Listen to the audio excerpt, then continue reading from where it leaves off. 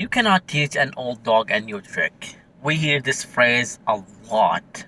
Why is that? Because once a dog reaches a certain level, it will be almost impossible for you to teach him or her a new trick.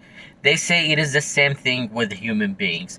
Once you are young, it is easier, like to be a parent, to parent your kid when they are at 6 years old or younger. But after 6 years old, it will be very hard to make your kid change any certain habit.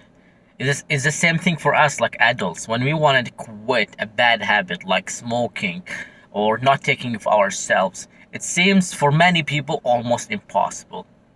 Is it? Or is it not? Well, let me start by saying this. First of all, you actually can teach an old dog new tricks easily with the right tools, with the right strategies, if you know how to do it. Second of all, humans, regardless of your age, you actually can change your habits. If you go to a therapy or you study any personal development books about making habitual change, there are many different methods that you can do to change your life, to change a bad habit, to be more ambitious, to get rid of procrastinations, and they all work on their own. But the one way that is almost guaranteed to make the change happens is you have to change an identity shift. Make an identity shift and make change a must, like Tony Robbins says. If you like, so many people have so many shoulds, they should all over themselves, but change doesn't happen unless if you make it a must to happen. And to do that is, first of all, you have to look into your life. You have to have big enough reasons that will be impossible for you to stay doing the same habits. And everyone is so different. Everyone has different reasons why they want to change their habits. For a smoker, if you want to change, like if you want to quit smoking, you have to know what is your biggest why. For some people, if you show them a study about like health study about cancer and its relationship with smokers, it may work for some people, but it may not work for others. For someone else, maybe for someone else as a smoker, maybe if you tell them, hey, this guy just told me that you smell very bad, okay?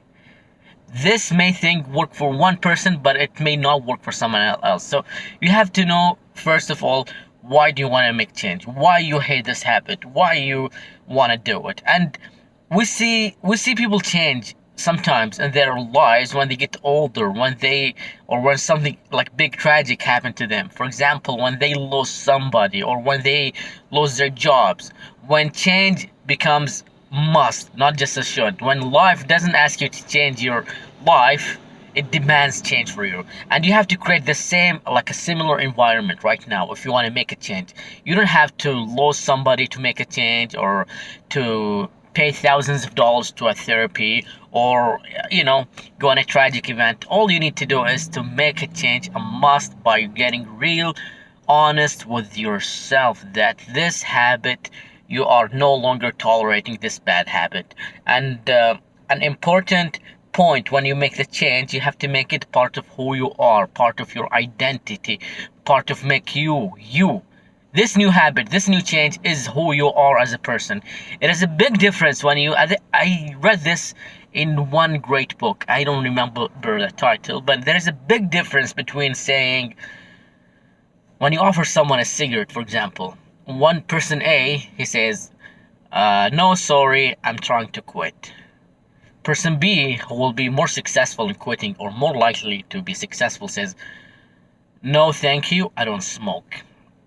Once you change your association with smoking, once you make smoking not part of who you are, if that makes sense, then it's kind of easier. When we change our identity, when we get really real honest and get really pissed off about this bad habit, when we become so honest with these things instead of tolerating it or lying to ourselves and telling ourselves a story why we are this way or that way, we change the story that is inside of your head, the story of why you're not successful, to a new story that makes you the hero.